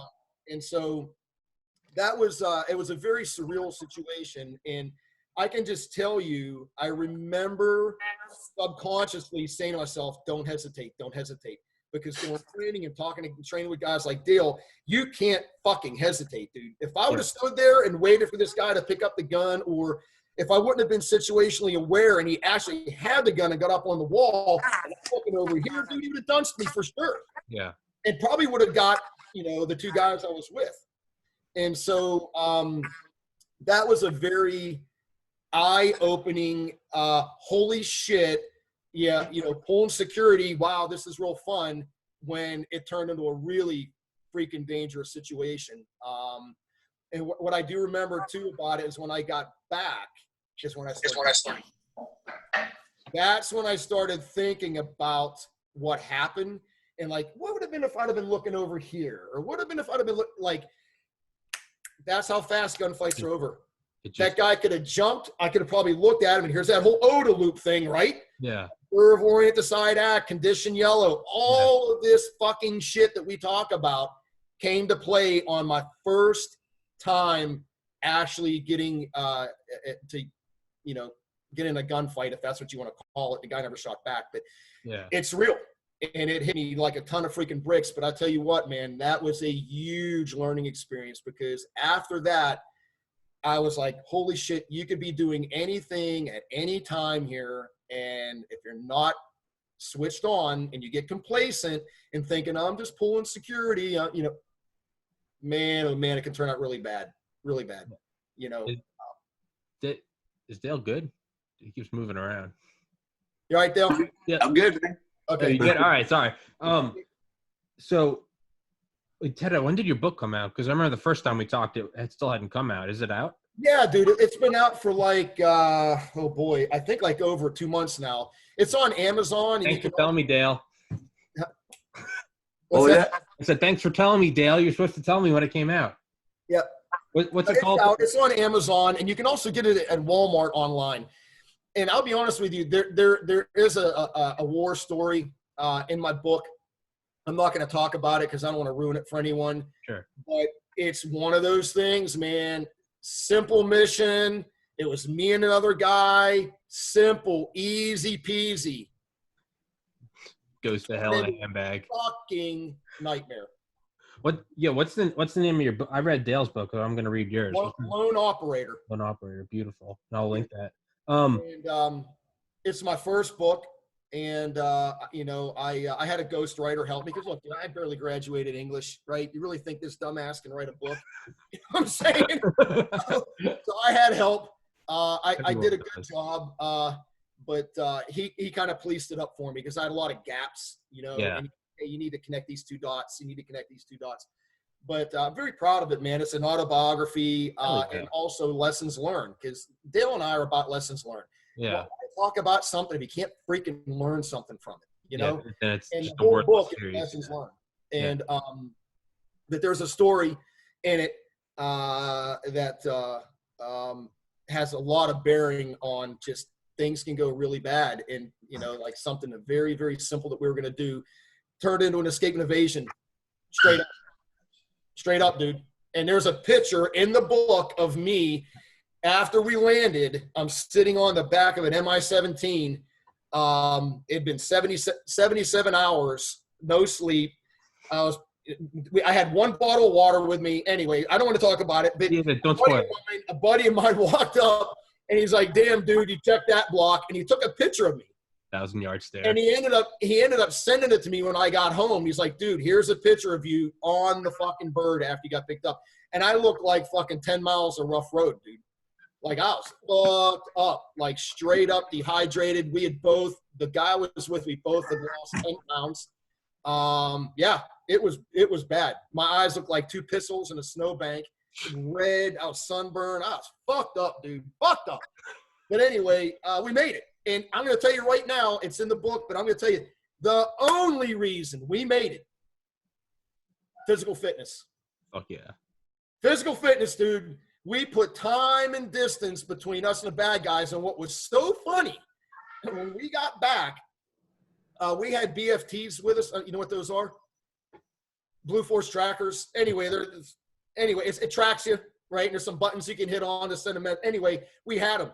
So when we got back, we actually looked at, hey, man, let's go on our escape and evasion route. Get the fuck out of here. Really?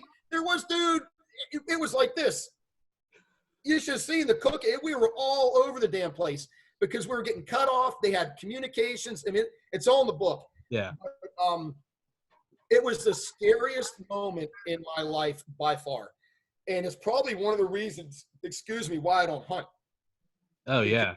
The feeling I had, and I was with a guy that was from Dale's old unit, highly seasoned guy. And if I'm not mistaken, he was in Somalia. And, you know, I was like, man, I couldn't be on a mission with a better guy. And when things started getting shitty on the second day, I could just tell the somberness of his voice was kind of like, dude, this is probably not going to turn out well. Yeah. And that scared the fuck out of me. And he wasn't panicked. He was just being, as a matter of fact, like, hey, I got to go to the bathroom, you know. He just basically was like, dude, this is probably not going to turn out well for us. Just an FYI. Well, that's what Durant said about Gary Gordon and Shugart. He said they came down. They said in no particular rush. They said they looked like they were an old couple, like looking at, like pointing at things in the park. They said they came down, pointed out, like shooting like angles of fire, and and then one of them was hit, and he said very matter of fact. He just said, I'm hit. He said like you're going to the bathroom. Durant goes, he sounded like he was upset because it was going to make things that much harder. He goes, I'm hit. And then he says, Shugart comes around and hands him what the fuck is it? Not the AR, what's not the MP5? He had an MP5, but it wasn't an AR car. Car 15. Shugart handed Durant Gordon's Car 15 after Gordon was killed. And he said it like the movie. He's like, all right, man, I'm gonna be right here. Said very just kind of like, yeah, I'll see you on the other side. And I think what rattled my cage, and you got to understand something, dude, I'm man enough to admit I didn't have the experience, not even close to the gentleman I was with. Like literally comparing kindergarten and college again, right? Sure. Yeah. He was in college, I was in kindergarten. I think that what rattled me the most was the fact that he wasn't panicked. He just said it so a matter of factly. I was like, oh wow, this is how it's going to end. Like really, and even to this day, I tell people there was no shooting going on. Yeah, it was quiet. I remember it was just a very calm conversation with this guy, and the feeling that it gave me was claustrophobic, is what I think I used the word in the book. Okay. I kind of just felt like the whole world was coming on me, and sure. But I will tell you right now, the only reason I'm here, it wasn't because we were shooting better. Dude, I was down to like 6 or 7 rounds. Literally, when I got back, that's all I had left in my freaking magazine. I was fucked. I was out of ammo, dude. Done. And what was after that, I was only carrying, let me see, 1, 2, 3, 4. I had 5 magazines on me because it was just something very quick we're going to go do. We weren't going to be out there all damn day. We wanted to travel light, quickly, that kind of thing. After that, dude, I had magazines stuck up my ass after that. I'm like, fuck this. I'm not going anywhere with 4 damn magazines again. Well, you know? Yeah, I was packing heavy after that. And people would laugh at me like, dude, why are you carrying so much ammo? I'll tell you something. Well, it's like the Battle of Mogadishu. It's after that you always bring NVGs. We'll be right back. Famous dude, that's words. Exactly what happened to us. We were supposed to be in and out of there. It was a daylight mission. It was fucked up in the first place, but we didn't have a choice. And it was supposed to be did it, and we're done. Yeah. It's no facto. Well, guess what? It didn't work out that way. Yeah. But anyway, again, being around guys of Dale's caliber, I came from, SF, never ever worked around guys, from Dale's unit or guys from Blue, from SEAL Team 6, highly experienced guys. It just made me that much better of an operator because I always felt like I was playing catch up. Yeah. That's why I shot more and worked out more. And I always felt like I had to be that much better just to be around these guys. Yeah. And it made me a better operator. And, but yeah, that if you get my book, read it. I lay out that whole damn mission. And I'll be honest with you, the picture that my buddy took, if you look at the pilot, he says it all. He's laying in the back of the bird with his hand over his head like this. And if you look at the bird, you can see hole. Dude, if you look closely at the picture, you can see fucking holes through the floor of the bird. And I'm sitting in front of there was a yellow 500-gallon extended fuel tank. Dale, you were on those birds? They had those big-ass yellow fuel tank. Yeah, the extended tanks, right? Dude, 1 round. Poof. And there were rounds, I was like, oh, man, like, that's the kind of shit I don't want to fucking see. Yeah. You know what I mean? Yeah. That's the kind of shit I don't want to see. But my buddy took a picture, and the picture's worth 1,000 words right after we got back. But anyway, yeah, war stories are cool, man. Everybody's got them. But if you're going to tell a war story that has some meaning and it has some bones to it that you can actually tell people like, hey, Yeah, you are going to fight just like you train. You are going to default. No matter who you are, whether you're a Dale Comstock or me, wherever, you are going to default to your training, period. Whether you've got none and stand there like, or you're going to be like, like, for example, I just told this to Dale. When we got the call to go retrieve that Predator, I don't even remember grabbing contractor bags and kit bags. It's just but I had reflexive, I was just like, yep, you better bring some fucking carry this shit out with, because you're going to be a lot of shit. So I don't even remember grabbing it, but I had a kit bag that had like 4 kit bags in it and probably 10 contractor bags. Yeah. And I started passing them out. I'm like, where the fuck did these come from? It's like what NFL players say. They said they'll look back on like the Super Bowl. And they're like, you don't even remember the first quarter because you're so – but you look back and you'd be like, man, there I am. I'm doing the fundamentals. They say it literally takes like a quarter to chill out. Dude, what was that word you just used? What? Fundamentals. Fundamentals, yeah. You can ask Dale too. If you are brilliant at the fundamentals, you can do a lot of shit. Yeah. Right? Yeah. Dale, am I not right or wrong? That's right. If Absolutely. you are brilliant in the fundamentals, because people are like, oh, dude, teach me some high speed.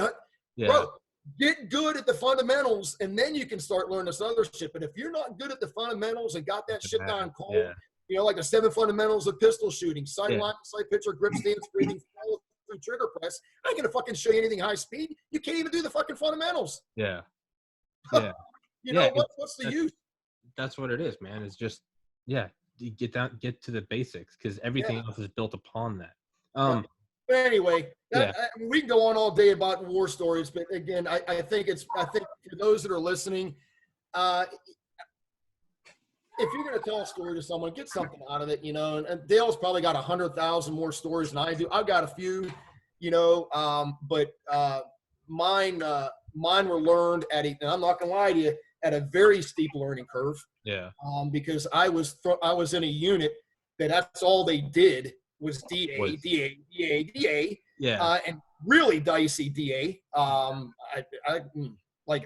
remember when I got there was this old dude. He was like this Cold War era guy, it's like carry a 38 revolver and that kind of guy. And I remember he was one of my proctors during a surveillance counter surveillance course that I went through. That was a month long. It was fucking awesome, dude. It was 2 weeks on foot and 2 weeks in vehicles. And so he's like, Joe, think about this place so far. And I'm like, fucking awesome. Yeah. Like, be careful what you ask for, because here you're gonna get it. And then he said something that I have repeated him so many times. He says, this place is like an onion. I'm like, how's that, sir? He's like, the more you peel it, the more you're gonna cry.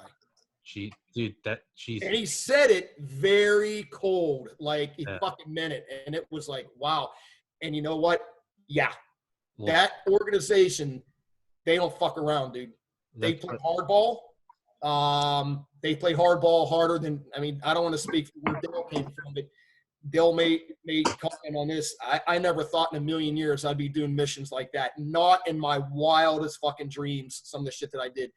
Dale, you tell me the unit we were in, were those missions as dangerous as some of the shit that the Tier 1 military units do?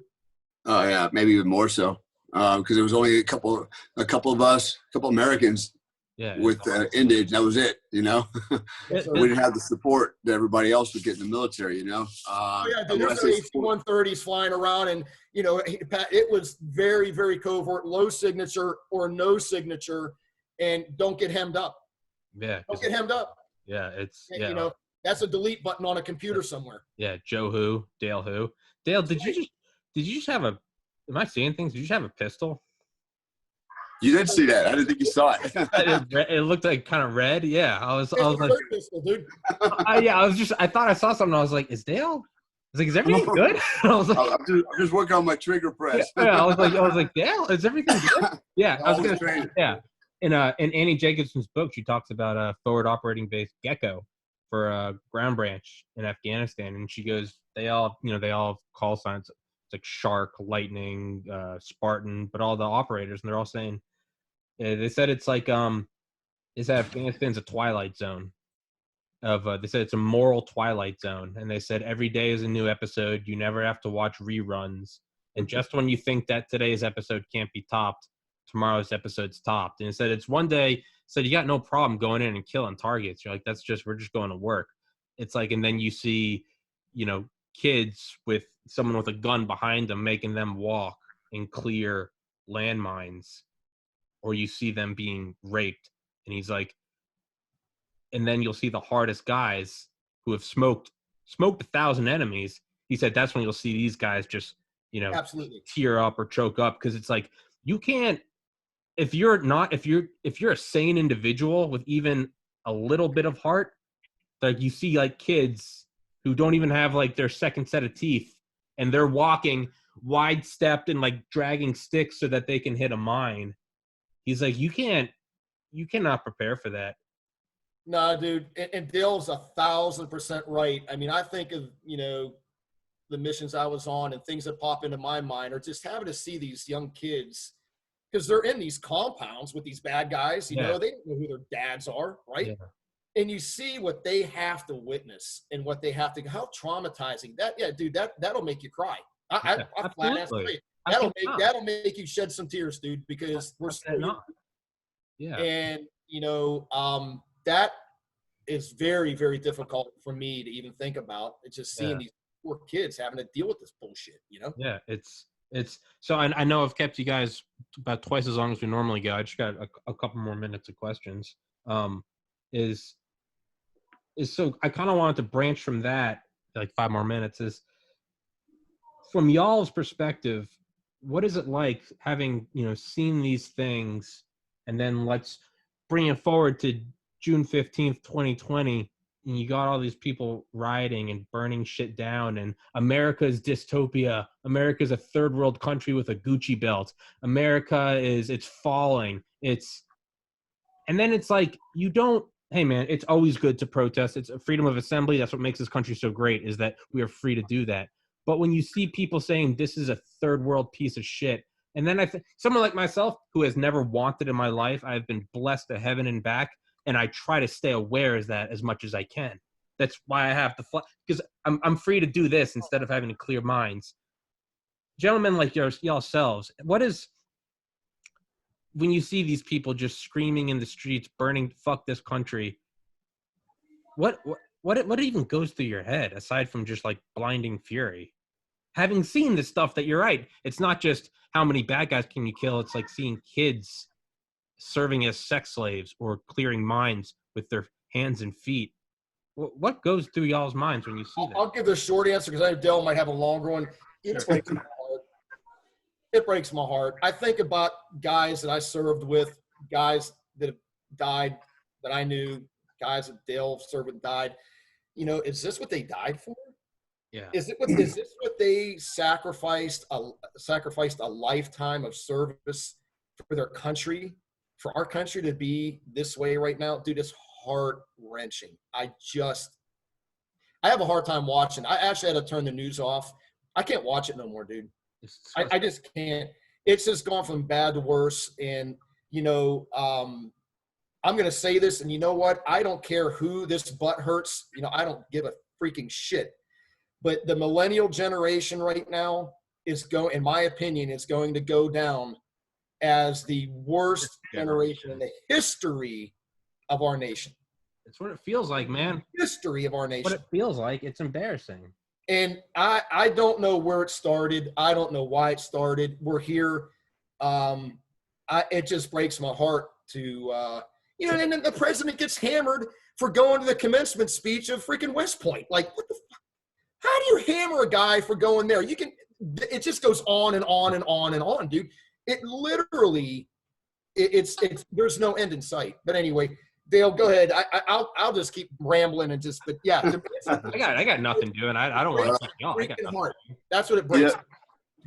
Joe says it breaks his heart. I got to tell you, man, it doesn't break my heart. It's angry. It just makes me freaking madder. You know what? It makes me angrier and more resentful and less cooperative. All across the board. I'm telling you right now, I'll say it. Black lives matter. No, all lives matter. Okay, period. And I can say that. You know why? Because I got skin in the game. Why? I got 3 black kids. I got a Hispanic child. I got Asian kids, right? Yeah. I can go on all day long. I got one daughter that's lesbian, you know? Yeah. And so I care about my kids and the way they're treated and the way they're viewed. And I hate that these white people, you stupid ass white people, you social justice warrior millennial knuckleheads. Don't tell me and my kids, they're oppressed and they're not getting ahead because of white men like me. Yeah. Okay, shut up. All right, that's what pisses me off is these white kids, these millennials are too stupid to know what the world is really about. I've lived in, traveled to, or worked in over 90 countries in the world. That's what I do. I've been everywhere. I've seen it all. I've been to Africa, okay? Africans are not like African Americans, not even close. They laugh at American Africans like, what? You have no idea how good you have in this country, you know? And I'm sick of it, and I'm to the point where you can't break my heart. All you do is make me madder and want to see you lose and fail, even more so. Yeah. You know, I'm not the one that goes, oh, I'm so sorry. No, you know what? You pissed me off. You know what? I'm just gonna stand up hard. I'm gonna stand up stronger against you. You know, because that's not how it works. You destroyed my country. You destroy everything within it. You destroy everything I fought for. My father fought for. My cousins, my uncles, my family, my sister, all were military, were veterans. Okay. And this is what we fought for, and this is what you're going to do, and you're going to spit in my face, okay? And basically, it's a lie. It's all based on a lie. This whole Black Lives Movement is based on a statistical lie, all right? The facts don't bear it out. There's facts that say it's bullshit, all right? And, well, proportionally more, no, proportionally nothing, because 13% of the population commits over 55% of felonious crimes, okay? There's cause and effect to everything. You know what? And I don't want to hear about your emotions and all that garbage. I'm not saying racism doesn't exist. I guess I have to caveat.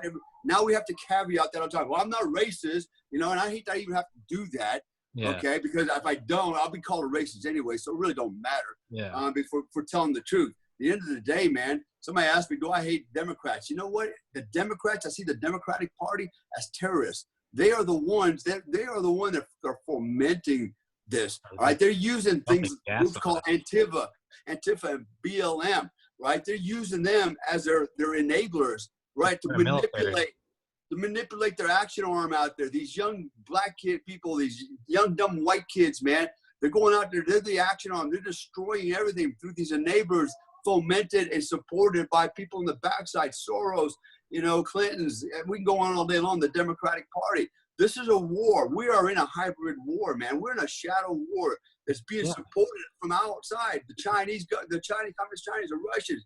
There's a lot of people that got something, you know, have stake in the game. They want to see us fail, and they're using us. They're destroying us from within. And so, to answer your question, you know what? You can't break my heart. All you do is enrage me even more, and even want to stand stronger against you. I'm not buying into the cause.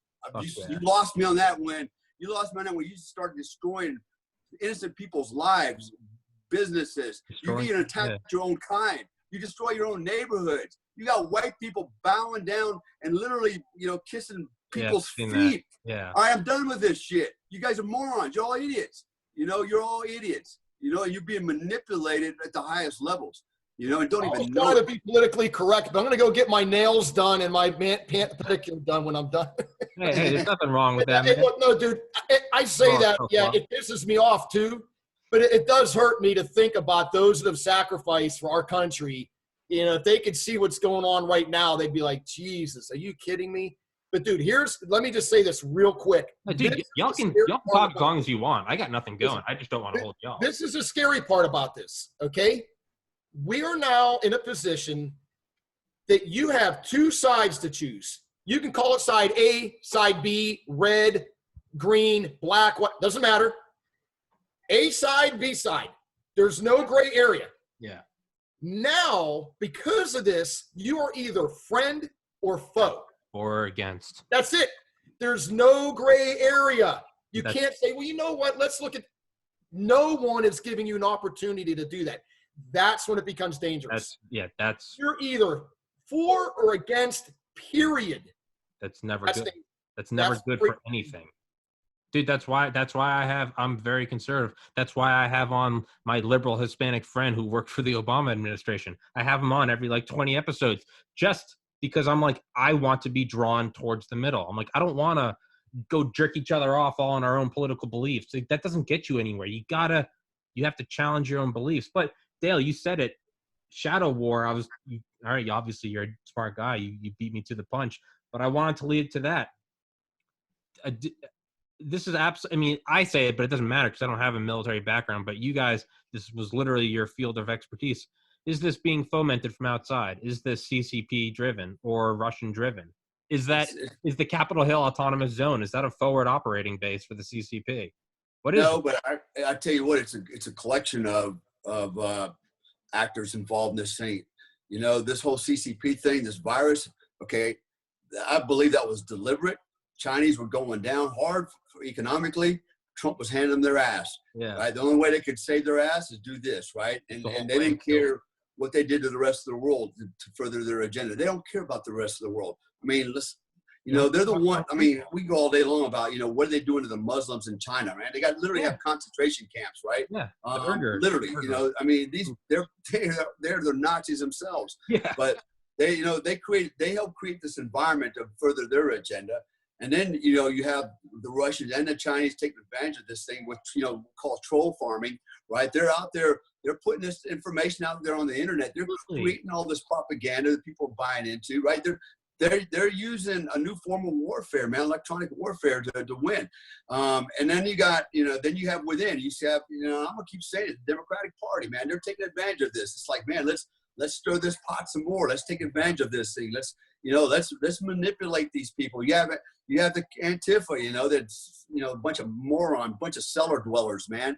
We're going to be communists. You have no idea what communism is, you pieces of shit. Yeah. You have no idea what warfare is, man. I'm going to tell you what, I can't wait till that day actually starts in this country and they watch your buddy's face explode, man, when 5.56 goes through the forehead.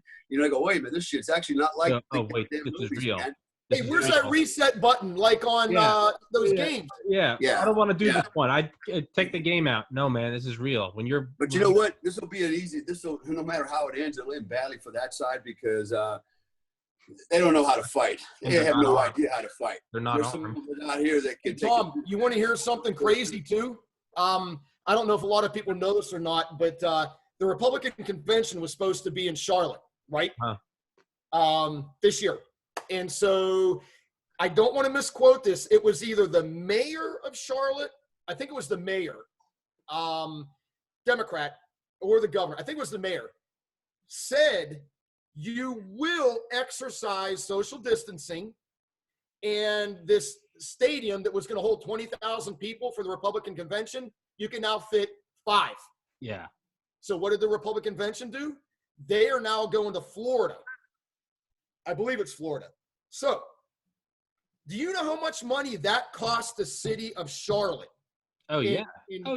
Think about over $200 million that had been given back to the business owners to revitalize the economy. But no, this scumbag, you're a scumbag because your political agenda, tells the Republican convention, basically sabotages it, that no, you can only have about 5,000 people show up and the rest can't show up because they're going to do social distancing.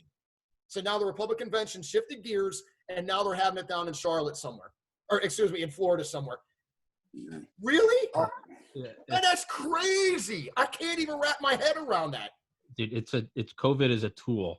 If you're out protesting and burning down businesses, go do it. If you want to go to a Trump rally, don't spread COVID. Come on, man.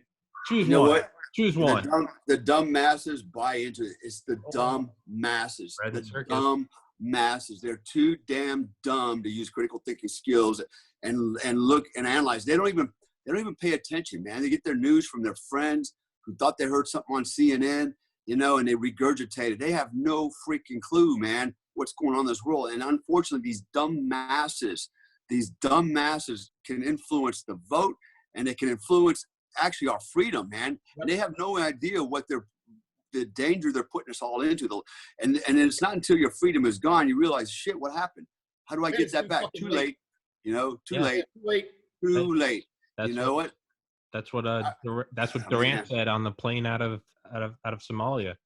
He goes, when I got onto the plane, I looked back and like waved at all the soldiers saluting me. He goes, I realized I had something that up until this moment I had always taken advantage of, and that was my freedom. And it's true, man. It's not until it's taken away that you realize, oh shit. Hey, and he's lucky. He got to get it back. When you lose it on a national level, you don't get it back. It takes a century and 100 million lives to get it back. And dude, I want to say this too while we're talking. And again, read my lips. I don't care who this hurts. I'm allowed to say whatever I want to say. What is that called? I think it's called the First Amendment. That sounds like white supremacist hate speech, Joe. Let me say this anyway. You know what one of the issues is these damn liberal colleges that these kids come out of high school and they go to college, and when they leave, they got decent values and are raised right. And these freaking liberal colleges are brainwashing these kids, and they come out and they're completely different. And I'm not going to mention names, but I know 2 families that are ultra conservative.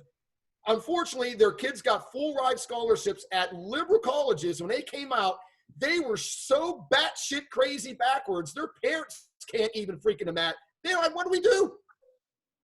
These liberal professors are just inundating them with this crap.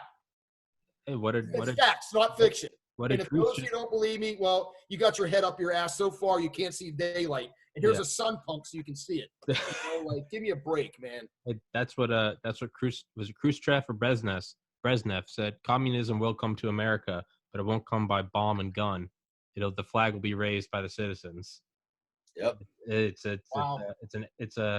an information warfare. I've kept you guys for 2 hours. I don't want to take any more time. But Dale Comstock, Joe Tedeye, thank you to you guys, and for for it's you too. But there's like you guys were mentioning, how many men and women have died for my freedom to. I don't have to go clear landmines.